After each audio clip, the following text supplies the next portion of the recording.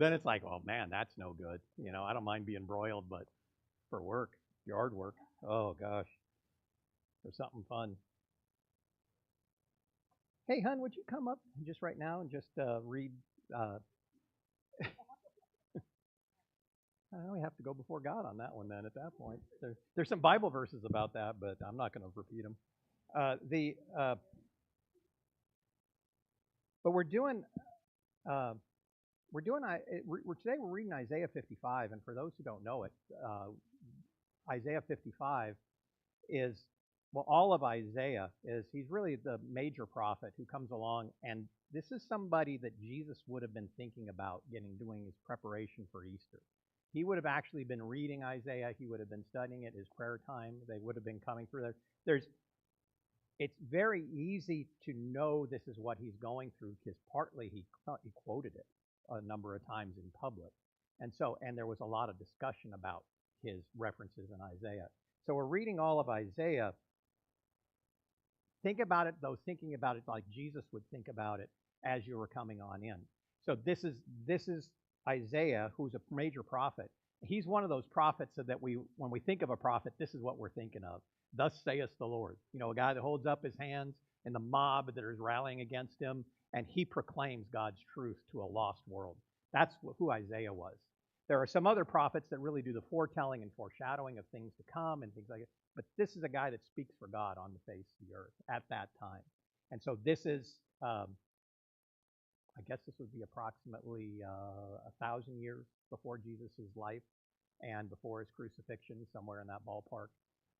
And so Jesus is referencing in his mind ancient material. This is material that has been around. And so with it, this is one of those things that we think of, referencing a Bible that goes back hundreds of years. He's referencing a Bible that goes back 1,000 years in this level. And so with it, this is what Jesus is focusing on and thinking on. But let's hear what the Lord had to say at that time. So go ahead, Isaiah 55. Okay. Sorry. Reading from Isaiah 55. And this is God speaking throughout this. So, come, all you who are thirsty, come to the waters. And you who have no money, come, buy and eat. Come, buy wine and milk without money and without cost. Why spend money on what is not bread, and your labor on what does not satisfy? Listen to me and eat what is good, and you will delight in the richest of fare. Give ear and come hear me. Give ear and come to me. Listen that you may live. I will make an everlasting covenant with you, my faithful love promised to David. See, I have made him a witness to the peoples, a ruler and commander of the peoples. Surely you will summon nations you know not, and nations you do not know will come running to you. Because of the Lord your God, the Holy One of Israel, for he has endowed you with splendor. Seek the Lord while he may be found. Call on him while he is near. Let the wicked forsake their ways, and the unrighteous their thoughts. Let them turn to the Lord, and he will have mercy on them, and to our God, for he will freely pardon. For my thoughts are not your thoughts, neither are your ways my ways, declares the Lord. As the heavens are higher than the earth, so are my ways higher than your ways, and my thoughts than your thoughts. As the rain and the snow come down from heaven, and do not return to it without watering the earth, and making it bud and flourish, so that it yields seed for the sower and bread for the eater, so is my word that goes out from my mouth. It will not return to me empty, but will accomplish what I desire and achieve the purpose for which I sent it. You will go out in joy and be led forth in peace. The mountains and hills will burst into song before you, and all the trees of the field will clap their hands. Instead of the thorn bush will grow the juniper, and instead of briars, the myrtle will grow. This will be for the Lord's renown, for an everlasting sign that will endure forever. Thanks.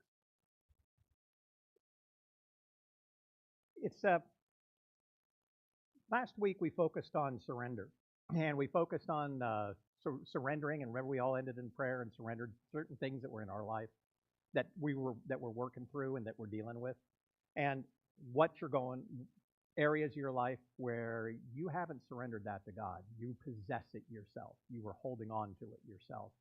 This is one of those things that we were focusing on because Jesus was focusing on it. Remember, we were talking about it last week, and this idea of treating the month of March sort of as the final week as Jesus is going through his progression to the cross and to, more importantly, to the resurrection and to conquering death and conquering evil. And so this is what was going on. So we're thinking about it along this terms as for this week, as you're going through your coming up week to study on and to think on and to focus on, is Jesus has done something now at this stage as he's coming on in. Jesus, as he was coming in, he was surrendering to his Father's will. He was surrendering to God's will, to God's plan, if you would.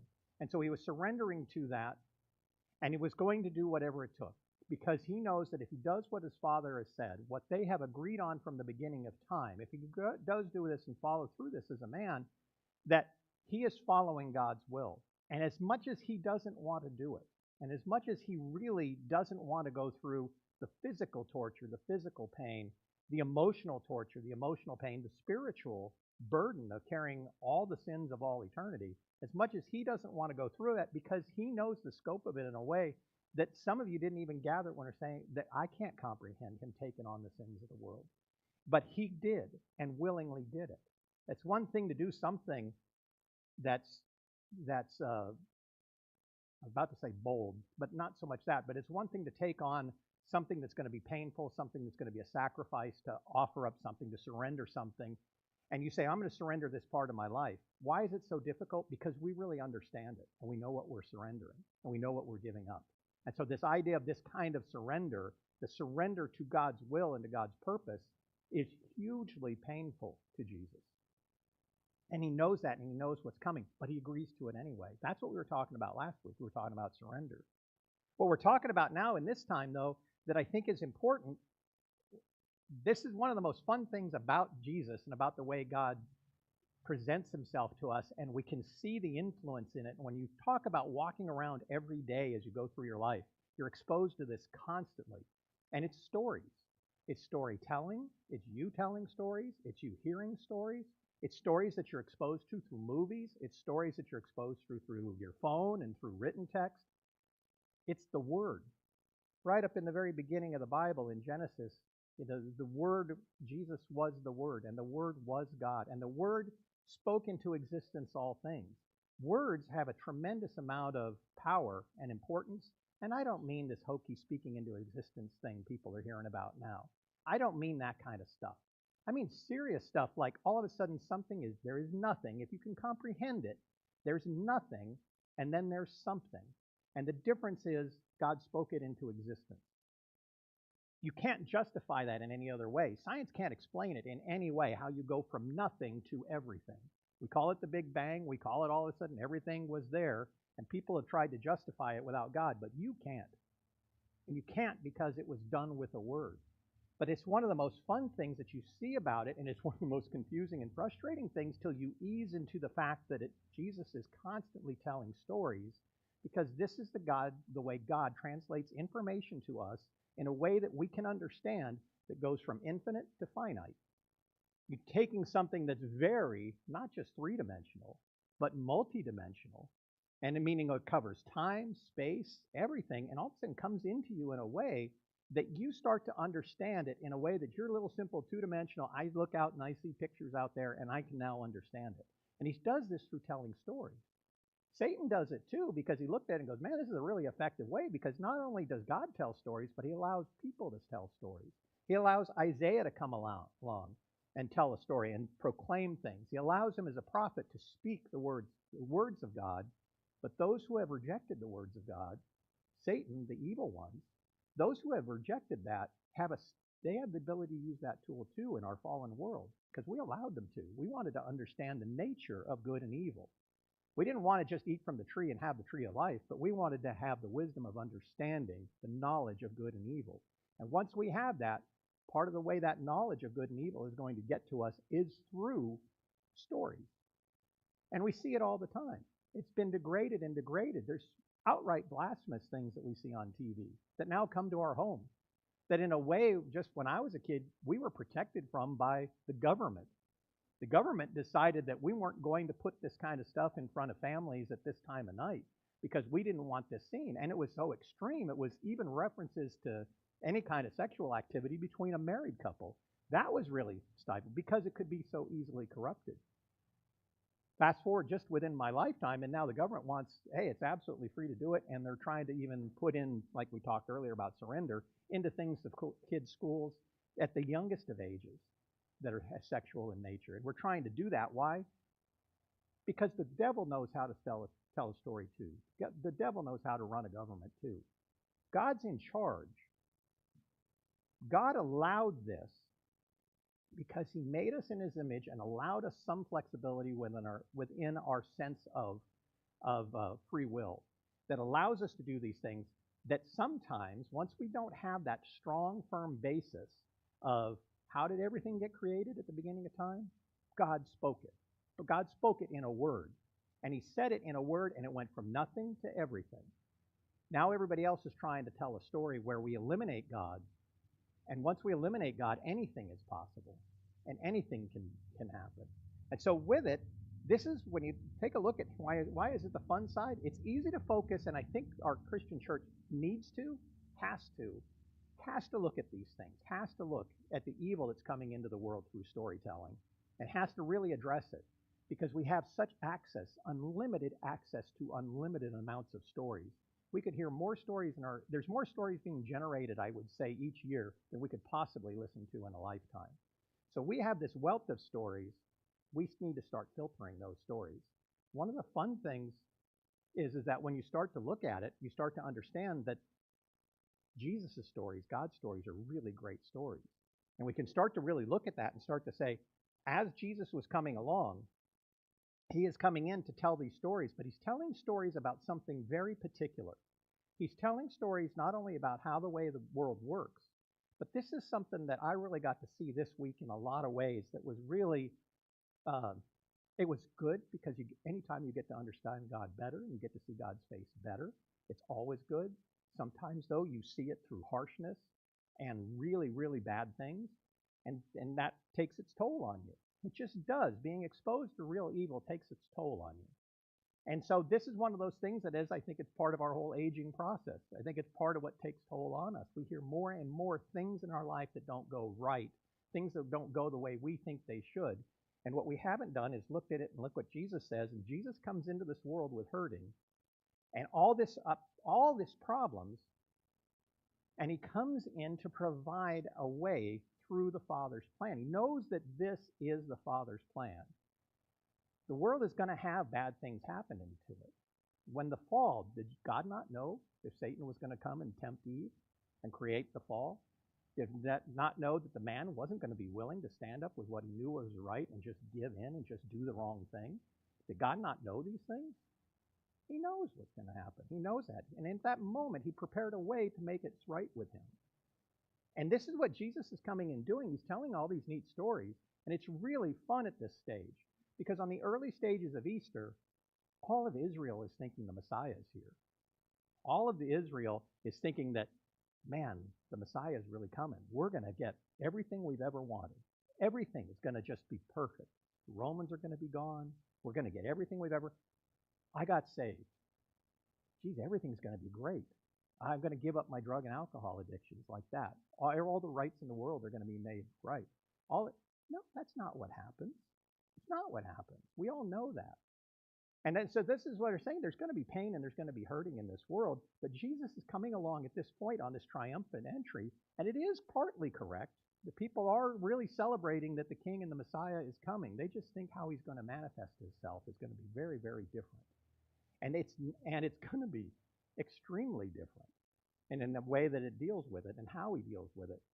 I was bringing this up because I was seeing this thing as Jesus fully understands that he's giving into God's plan, that he is, what is he surrendering to that we think is so important, this idea of surrender? He's surrendering to the fact that God has a plan. He has a plan that transcends us. when he say that he transcends us, one of the best-selling books of all time is The Purpose-Driven Life, written by Pastor Rick Warren out in California. And Rick Warren, when he wrote that book, had no idea it was just to be a book that was supposed to be for, I think, for his men's study or family studies or something like that. And so when he wrote the book, it was just for within his church. Ends up selling over 35 million copies. He becomes an extremely wealthy man. He lives the exact same lifestyle he did before he became that. He uses that money in a way to transform lives that's really effective and really beautiful when you look at that story. But the way he opens it, and you talk about things not occurring, the whole very opening of the book is not about you. It's called The Purpose-Driven Life. And right in there he says, first thing to understand is it's not about you. God had a plan at the beginning of time. He had a plan for you. You are a critical part of that. God knew it from the beginning of time. Thousands of years ago, he knew I'd be standing up here right now talking to you people. He knew that. So yeah, I'm in it. You guys are in it. You guys are going through it. But it wasn't about you. God had a big, serious plan. He created us for him to enjoy. It's like us getting a pet. It's like us getting a little cat or a dog. You know, we go and get that cat and that dog. As far as that cat or dog knows, as it comes into our life, as far as it knows, it's got a free will. It can go tear up anything it absolutely wants. It can go eat wherever it wants. It can pee on the furniture. This is it. But there's a greater will out there. There's a greater purpose out there. There's a person who had it, who's training and conditioning and getting to where what that parent wants, what that person that owns the pet wants, starts to become what the pet wants. The pet wants now to use the box. The pet wants to go outside. The pet wants to do these things because he sees the joy in the owner. He sees the joy in the master as he's coming.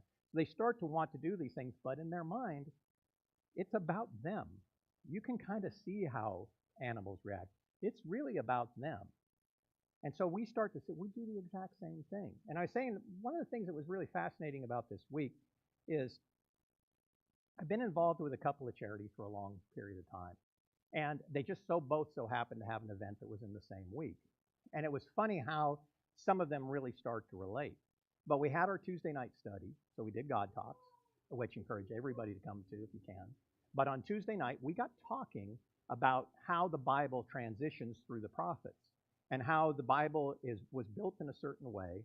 And we saw how the Genesis, the Torah, the first 5 books of the Bible, how they relate to the Jewish people and to us and to God and to our standing with God. We saw that. We saw it have started to move in now to the prophets, which is what we're covering today with Isaiah. So we started talking about how we transitioned out of the first 5 books of the law into the prophetic age, where you've got this little steady stream of prophets coming along, and the steady stream of God, of Israel, and we keep looking at all the Israelites making their mistakes and screwing up and how they keep doing wrong, but there's always this constant river of truth that is flowing through them in a way that is constantly going against the society. If you think of the society as a canyon, like before the Grand Canyon, before it was etched by water, this is what that's what's happening. You've got this people, this lost land, and this water comes trickling through it and just cuts its way through it for all eternity. And that's what's happening. It's cutting its way through us in a way that, it's cutting a way through the Bible that starts to show a consistent idea of what God revealing what his purpose is. And his purpose is to walk with us in the cool of the day.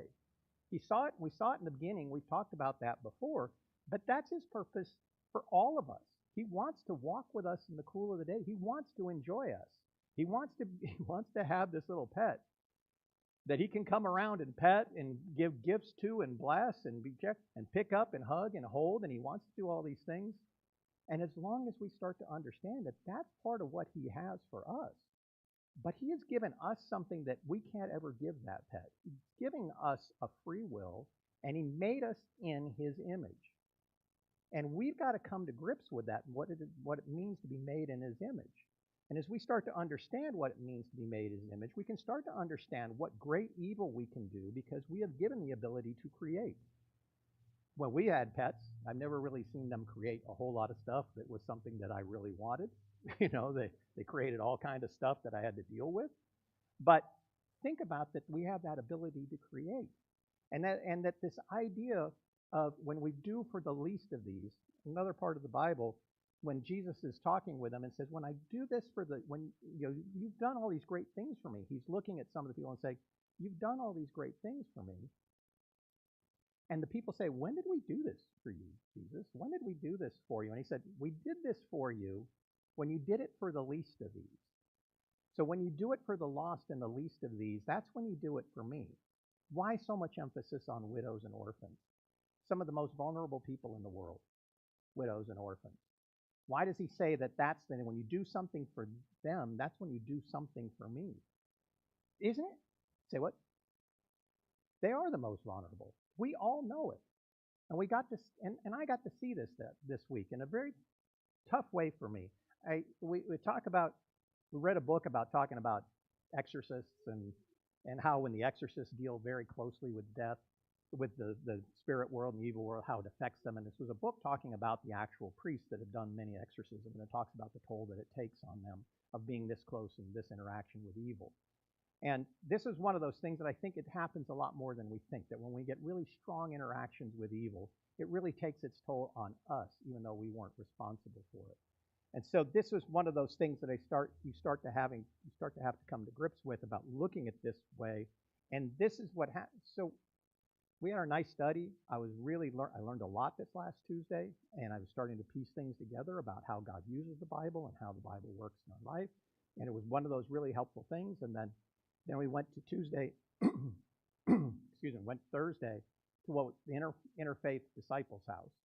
It's a charity that us and our company has been involved with for years, that it takes a lot of men off. It's basically, it's not a rehab center. Men dealing with drugs and alcohol, because the guy that started it came out of a rehab setting with an alcohol and drug problem, and he started this house. His was down towards the Woodlands, and now he has this one out in Grossville, so up in our part of town here.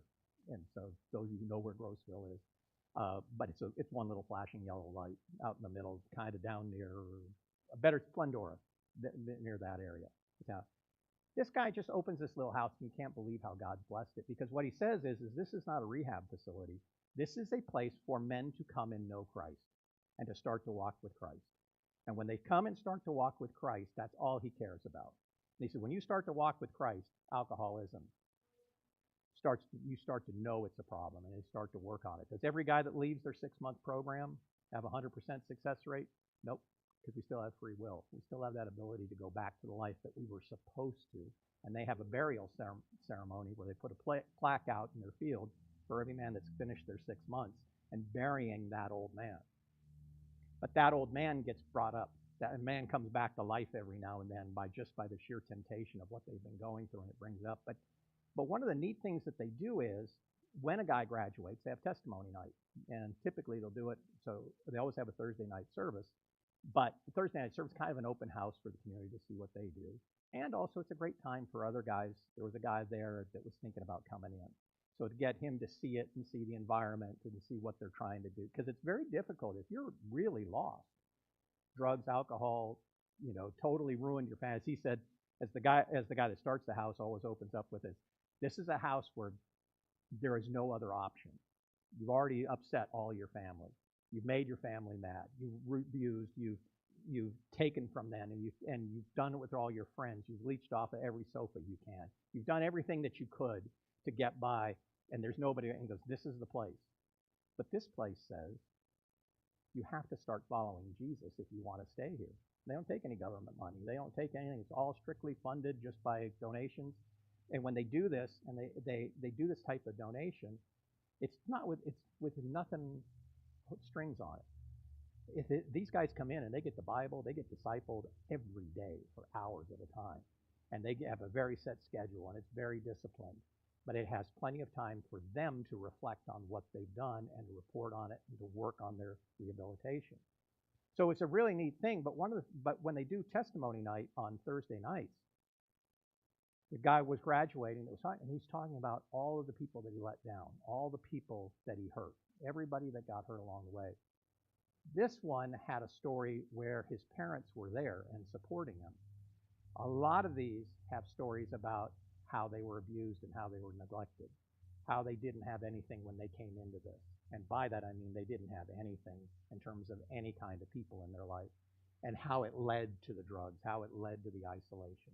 And you start hearing about this series of families of, what the Bible says, the sins of the father passed down to the son, of not only drug and alcohol, but every kind of abuse being passed down from the dad's generation, now down to the sons, now down to the next sons, now down to the next people, and now it's part of in their life, and this is part of how they ended up. And so, and so when they have this, and they have this kind of disruption, like you think about it, and you think, yeah, because now you're hearing, well, you have to take all that and forget it. Not so much forget it, but deal with it, and you need to move on because this happened to you in the past, and nothing's going to change that. This is now part of who you are. This is part of the person that God sees and wants to walk with in the cool of the day. This hurt person is what they see.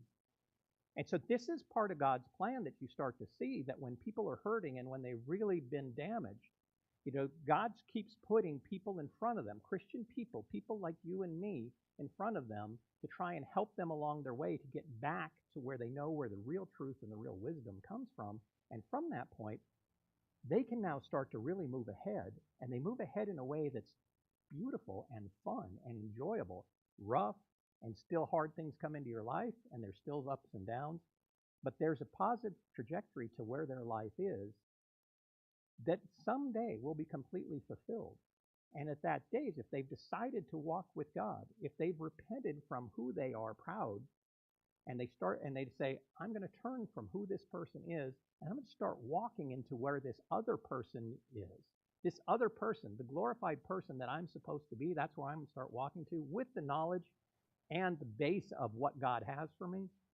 This is what I'm going to start to walk with. So you saw this, and it was really neat. The guy's testimony was really good, and it really moves you. I got to see, for those of you who know James Walters, who comes here, James met me there, and he and I both have liked to go this for quite a few years. He came out of Celebrate Recovery, came out of addiction, turned his life around. He enjoys hearing the story and being an encourager to others. I did not come out of that. Somebody was saying that the building smelled like weed in here when we came walking in, that it had a funk to it. And they asked me what I thought, and I thought, ask me. I'm naive. Ask Martha, she'll tell you. She'll know what it smells like. She's yeah. Threw her under the bus right there in front of everybody, right here on 75. It was full speed, and we threw her under the bus. But Martha worked in casinos and was around a lot of the work, and so with it, this is one of those. So now I lost track there. I really shouldn't have gone there. And this is God saying, not only will I be in trouble later, this is God saying, just don't go off what I want said. And but within what we saw about this, when you say this about these other people like James had come to this because he comes from this, and I was naive to it, and I still see it because I get to see God move. I love going to places and hearing things where I get to see God move. And I learned something about myself at that as these people were sharing and discussing, and something that James said to me was really helpful at the time for something I was thinking about, especially after last week's surrender, of other things I need to surrender to God, getting up each morning thinking of Jesus, surrendering to God's will and God's purpose. And so this was one of those things that it fit right in, and he explained something to me that he had noticed. And so it worked real well, and that was a really great, positive, fun thing. And this is the way God works. He tells this really beautiful story. This guy got up and reads his testimony of how he's turned his life around. And this guy turned his life around so extreme, he's going to actually be staying on at the house because he turned into such a leader when he was such a loaf and such a sponge in life. And he's turned into such a leader, and he started caring about other people. And all of a sudden, he's bringing these other guys up. And when you would see the other guys were asked to give any testimony to what it was like being in the house with him, and they all talked about how he moved them and motivated them. And when you talk to the leader of the house, he said, not the first 3 months. It was a 6-month program. The first 3 months, he was a miserable, just selfish, focused guy. It was that guy that just wasn't doing drugs right then. But it was the same guy that was doing the drugs and stealing and taking from people and promising things and then not delivering so he could get access to money and trust. And so he said, yeah, this is the last 3 months, and it's been so dramatic, it's nothing short of a miracle. And so getting to see this miracle life, now we really want more of that. And he's actually staying on to counsel more people and work with the people along that line. And so that's great to hear, and it gives you that big excitement because that's another story. And that's when you realize, as I was listening to him tell his story, it's like, oh, this is just like Jesus coming along and telling stories so we can understand something we didn't understand. He's trying to translate how bad things got and how overnight there was something that changed in him. And when I say overnight, I don't mean all the material things changed, but the spiritual things changed overnight. One day he was this way, and the next day he was another way. And so and then he started to grow. And he said, and there were rough days and there were good days, and there were days where he got affirmation from some of the guys, and days that he said the other guys were getting on his nerves. And he said he was able to hide it. And how often isn't that our life, that people just get on our nerves as we're trying to help them? We have enough. So this was Thursday. Saturday, yesterday, been involved with a charity that does a lot with kids in child protective services. And this lady just started a ministry to try and bring things to the kids in what they call return to care shelters. So a kid gets taken from their family for whatever reason. They try to place them in a foster home. They don't function in the foster home. They go back to then what they call a return to care. And when they go into that return to care, it's much more supervised. They get a lot more counseling, doctors. They load them up with meds. They sedate them. There's all kinds of good and bad that goes on once you get into the system. Because again, think of what we brought up earlier about even just the government telling stories. They used to want just good, wholesome Christian stories told. Now they want any story told. So the same thing has happened within our return to care systems. I'm sure there was a time where there was a lot more light in it, but right now it's still, where are these kids going to go? And the stories you hear about from these kids. Well, this was the lady doesn't need. She just came along to try and bring the gospel to these kids in the shelter within a way that could be done, because these are state shelters. Now she works also with a lot of private shelters, so she can just openly, they want the Christian influence because they see the benefit it has to the house. So she does these events. She does birthdays for the kids. And so, not these kids don't really get a birthday normally, so she does birthday parties for them within the shelter. She does different events, takes them to things when there's big movies that have come into Christian movies that have come out. She'll get money together and take the kids to the movies. She also does this thing that's really neat called the Boys and Girls Gala, and the ministry is called Back to Basics, B2B, and it's what we talked about earlier when she says back to basics. What she's really talking about is the least of these, widows and orphans. Is to get back to the basics. You want to get back to the basics of charity? Take care of the widows and orphans. And so she read that verse, and it just specifically spoke to her because she was already working within the system. But when she read that and realized, oh my gosh, this is what God wants us to do. These are the things he wants us to be doing. I'm already here. Okay, how do I bring the gospel to my workplace? How do I turn my job into it? And it ended up to where she ended up leaving the job, and she ended up starting this private ministry so she could go in and do more, be in more houses and more places. And one of the things she does is she does a Boys and Girls Gala. And so it's a big event. It used to be a big dress-up event. She tried something a little different this year, turn them into a Hawaiian party, to have something that was she could have the Hawaiian dancing and bring in people and something that these kids are not going to see, that the state isn't going to provide. The state's going to provide what is written in the state constitution, and that's it. That's what they're going to provide. So she's trying to bring things in that they don't get to see. And so with it, when they do the Boys and Girls Gala, the boys always ends up being right on Father's Day, as close to Father's Day as she can get it. Because she says, you don't understand, with all these commercials and all this stuff, and wherever you're at commercially, we're hawking Father's Day like it's nobody's business. We're hawking Mother's Day like it's nobody's business. It's a created holiday, for something that really is nice and has a good purpose, but it's very commercial. Buy mom something, send mom something. Yeah, it's a very much a money thing. And so the message is everywhere. Mother's Day is everywhere to these kids because they see it on commercials. And so they see constantly commercials about this loving mom, this loving dad, and what they're doing, and they need to do something for them. And not only did they have miserable parents, because they wouldn't be in there if they had even one decent parent. They're not in there because they've got that. They've gone through the system. They're getting cycled back and forth when they're back in a return to care.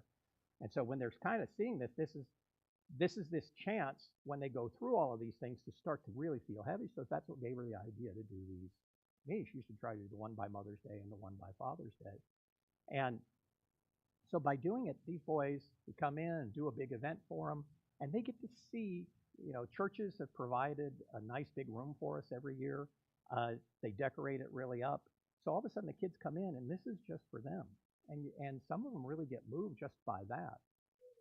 But she also has a point where she has a lot of them. She always does a contest with um, an essay contest.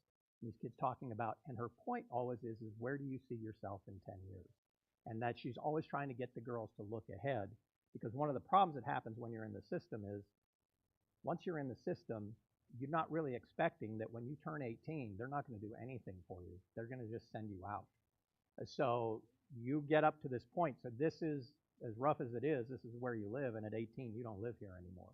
So she's always trying to get them to think that so that they become aware of that and what's coming up. But in the process, it's like a little testimony. It just doesn't, what's so sad, some of them every now and then find Christ, but these are younger people, anywhere 18 down to 12 years old. And when they write what they've been through, they're always very careful to avoid the details. But you know what the details are within these messages. And when you get to, and you do this long enough and you start teaching in some, like I started doing some Sunday school classes and some Bible studies, and there was a time where God was really using me that way. And it was not only to help the kids, it was more than anything to help me understand life and understand things. Because if you grow up pretty sheltered and pretty naive, like I was saying I was, with the kind of parents I grew up with, when you grow up like that, you're not even aware of what goes on out in this world. And when you get put into these kind of settings where you see this and see what's going on, you start to understand just how brutal the world can be. And you start understanding just how tough things can be. To go from the really joyous, somebody finding Christ and turning their life around after ruining their life, and going to the girls thing, which was really fun. We had try to make it very fun, and it's very good, and it's very exciting. But if you have a heart that's sensitive at all for others, you just see, even within that group of 100 kids, you see the 3 or 4 that are having a really brutal time within the system.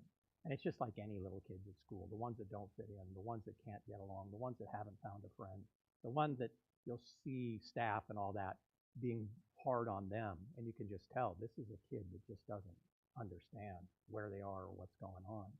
And so you start hearing their stories. And again, this is about storytelling and Jesus telling stories to help us to understand.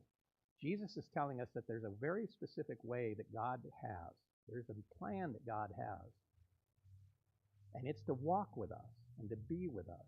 And he created this world, and he gave us this free will, because without it, what fun is it for a big eternal being to have another dog or cat?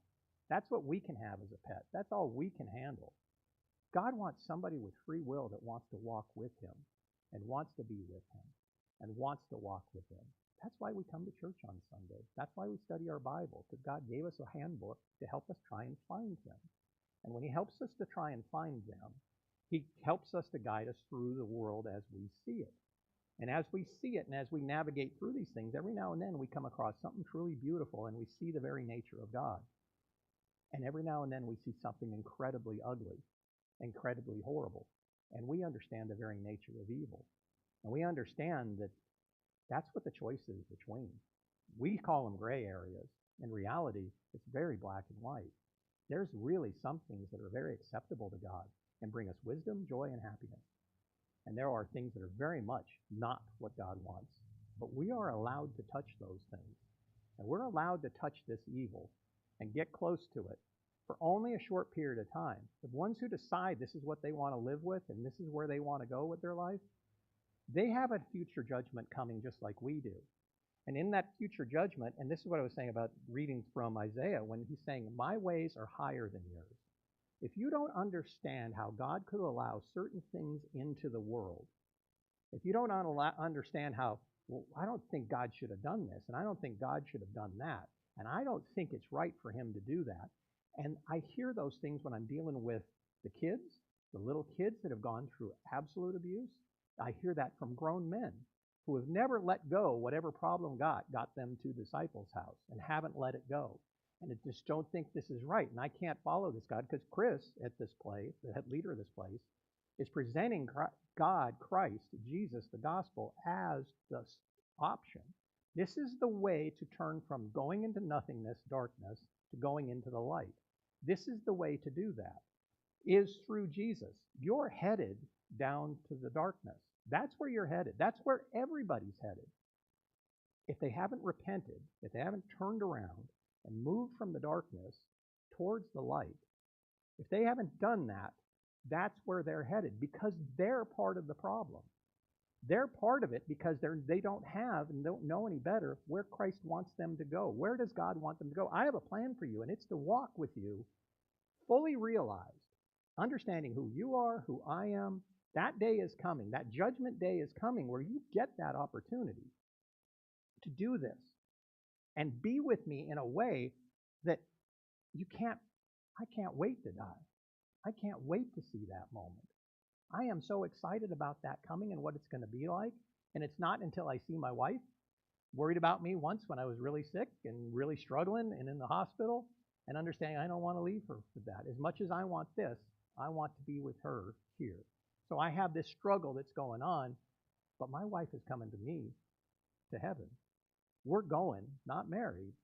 We're both going individually to stand before Christ, stand before the judgment seat, and he'll decide if we've repented from our evil ways, walking into darkness, and whether we're going to walk into the light. And this is the stories that Jesus tells us through this.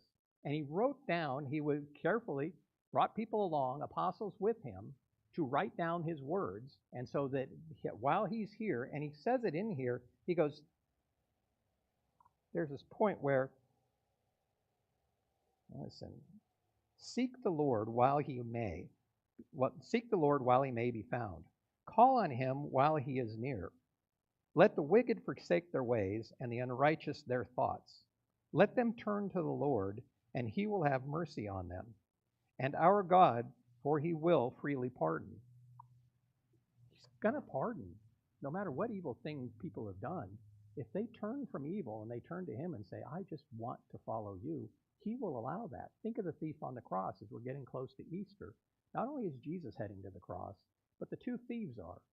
They're sitting in prison now, too, knowing that they're headed to their crucifixion.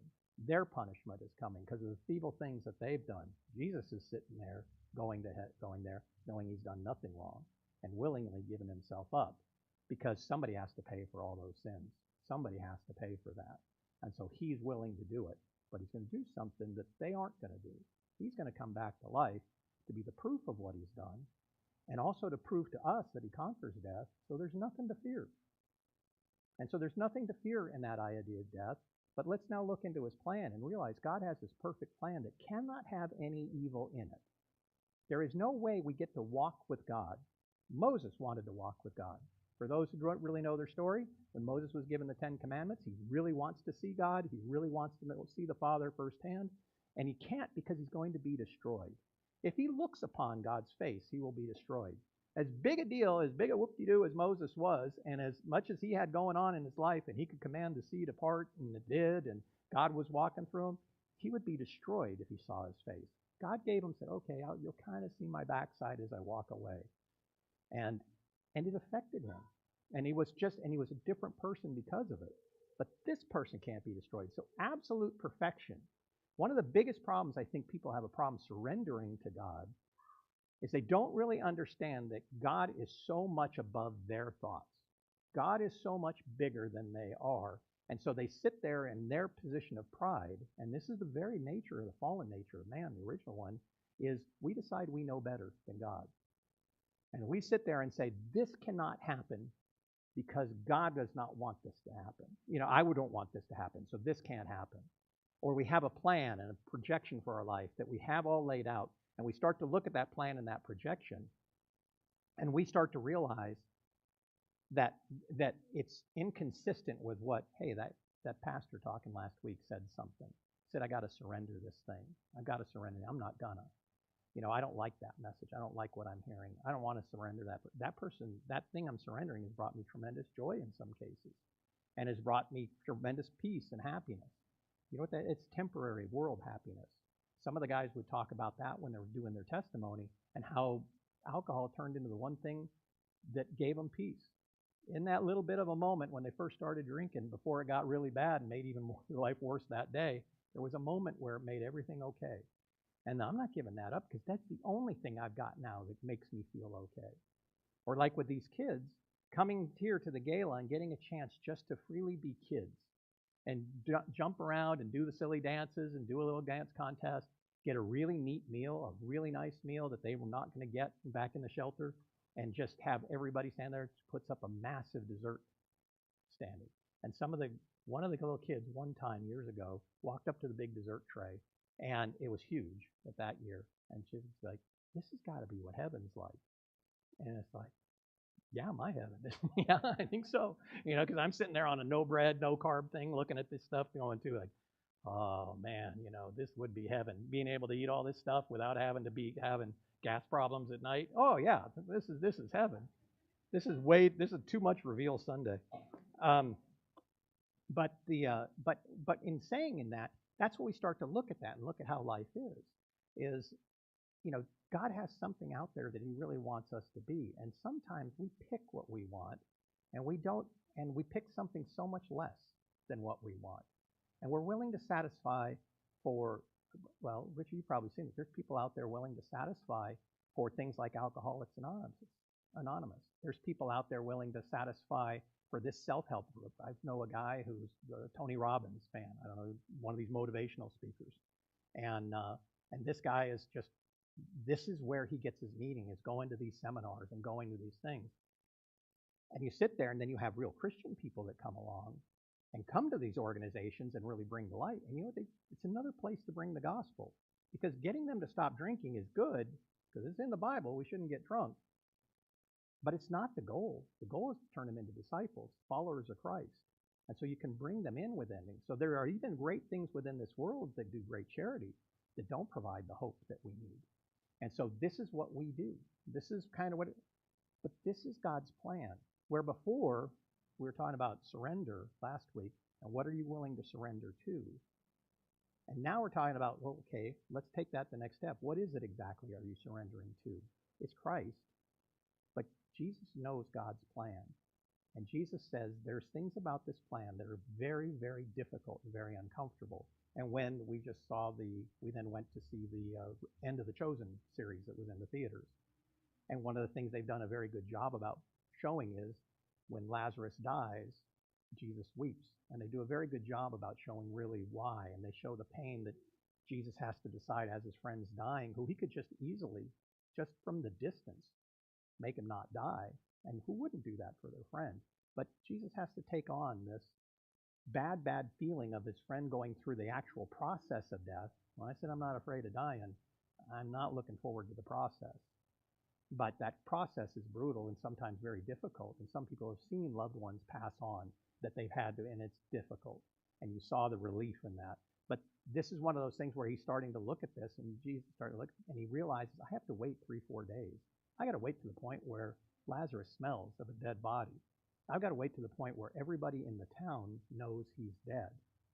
I've got to let him go through that whole process of dying so that I can raise him up. So even Jesus, who wants him, understands how difficult this is for his sisters that love him and love Jesus, and how much they're burdened by this, how much we'd all be burdened by seeing someone close to us dying, and especially if there was no hope and no promise of the resurrection, which doesn't exist at that time. And so they see this and they know their brother is just gone. And Jesus then comes up, and this is what's happening now as Jesus is getting ready to go to the cross. He's doing these miracles like this. He calls Lazarus out of the tomb, his friend out of the tomb. And so we get to see not only that can Jesus conquer life, and he can conquer death, but he can also turn around and he can sit there and say, I'm going to follow God's will even when it hurts. And this is one of those times that it hurts. And so there are going to be things in your life that hurt. But Jesus is telling you all these neat stories on how to deal with it. And all of us touch it every now and then. Every time I come back from the Boys or Girls Gala or one of the other events with the kids, it hurts a little bit.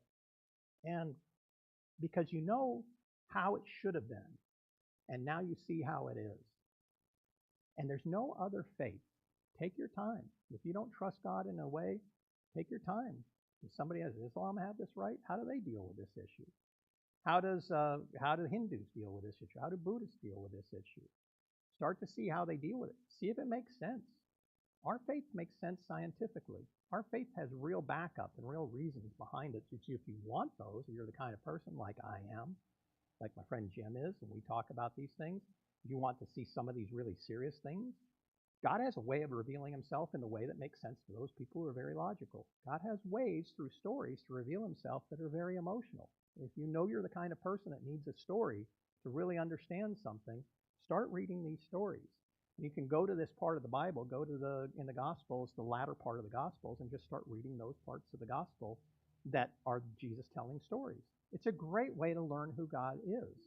Then you can go back later, read them in context, get to understand why he's saying, get to know more about them. But that's what's coming up with us for Easter. It's storytelling time. And that's what we were really doing today. Some of the stories won't be pretty. Some of the stories are going to be horror stories. But some of them are really going to be true, deep love stories of God wanting us to walk with him and be with him. And he has a way to get there. It's just that this world is so fallen, sometimes we can't see it, or sometimes we're just so upset about what we've seen because out of our pride, it's happened to us, and so therefore somebody needs to deal with it. Well, I'm 65. If I have that attitude, all I got to go is go back, 66 years, and I didn't exist. So my demands that I had to have on God were completely unimportant for almost all of time. So I have to find my place in the story because there's a wonderful place with it. I'm God's son, and he wants to walk with me, and he wants to be with me. But there's also some really tough things that we need to figure out and we need to get right. So at that day when that judgment comes, we're not walking towards the darkness, we're walking towards the light. Amen? Let's go ahead and pray about that. Dear Heavenly Father, thank you so much for being with us here in this room today. But thank you from the beginning of time for wanting to walk with us. We have so much false pride in our life where we've decided we've been wronged or we deserve things that you don't bring to us and don't allow us to have. And just the sheer fact we think we deserve them is probably an indication that we shouldn't have them and that God put us right where we were at. God, thank you for letting me go see those damaged girls last night and softening my heart to people all around the world that have a plight, that have things going against them, that have things, evil things. I've had friends tell me about stuff they've seen on missions trips down in Haiti and in other parts of the world that are truly, truly evil, and seen an abuse of your children that shouldn't have happened. And it shouldn't be that way. But we decided, and I even decided daily myself, that I want to know good and evil, and I want to decide with that. I'm going to be the one who decides what's good and what's evil. I'm going to decide what retribution needs to be taken on somebody, instead of allowing you to take your perfect and holy retribution. You give it in my heart about verses because I know them. When I'm sitting there and looking at these damaged kids and I think about the damage that has been done to them, and you saying, better that a millstone was tied around their neck and they were thrown into the river than what's going to happen to them. It gives me some comfort, and it shouldn't. That's just a reality of what's going to happen. That person still has fallen. That person still spends an eternity in separation from you. Give me a heart for them. Give me a heart for the kids that turn into the grown men that have done nothing but mooch off of people and been difficult to people and you know all the difficulties that come with that kind of those kind of problems of addiction and all that. But let me be there anytime somebody really has a miraculous turnaround, because it lets me know it's possible for me. That my sins, I can surrender the worldly things that have a hold of me, that bring me pleasure and joy. I can surrender those things to you. so that you can really walk with me, not only in all eternity in the cool of the day, where we can walk face to face because of what Jesus did on Easter, not just that time, but even today, that I can walk with you in my limited, separate way through the stories that you tell me and the stories you bring to me from friends, from family, from the Bible, from the very Word of God. Thank you, God, for doing that. Help me to appreciate your plan in this coming week, to search for your plan, not for my life. Like Rick Warren said, it's not about me. Show me about your plan. For I know it includes me, and I know your ways are higher than my ways, and your thoughts are greater than my thoughts. Please keep bringing those limited stories that I can understand so I can know more about you, do more, and that I can help you by helping the lesser of those around us, and I can really be an influence on people's lives. My brothers and sisters here, regardless of their age, I pray that over them, that they have that same prayer, that they learn and desire as this week goes, and that they get blessed in a way with the great story of Easter that's coming up and understanding exactly what it is that you have for us. So thank you, God. Thank you for the very nature of who you are, but I now thank you without really understanding it at all. I thank you for your plan because I know where it ends. And that's where it ends is where I want to be. So thank you, God, for that, for me, and for all my brothers and sisters here. In particular, too, at this time, pray just for those specific little girls that we saw last night, and that your loving arms go around them. People who should have been following you decided to take the light, never turned around, never repented. Even when they had the kids, they didn't turn around and repent and understand the responsibility. And I'm sure some of them out of their own abuses that they went through, and some of them out of that complete knowledge of what's required of them through the Bible. I let every parent here to fully understand the easiest part of your word, which is the written word in front of us, talks so much about what a parent should be and what they should be doing. So we just thank you for that you give us that understanding, and that we know that those kids are going to be protected by you, and that those kids are going to be helped by you, and they're going to find your love and kindness, and that through the people around us, and that it's our job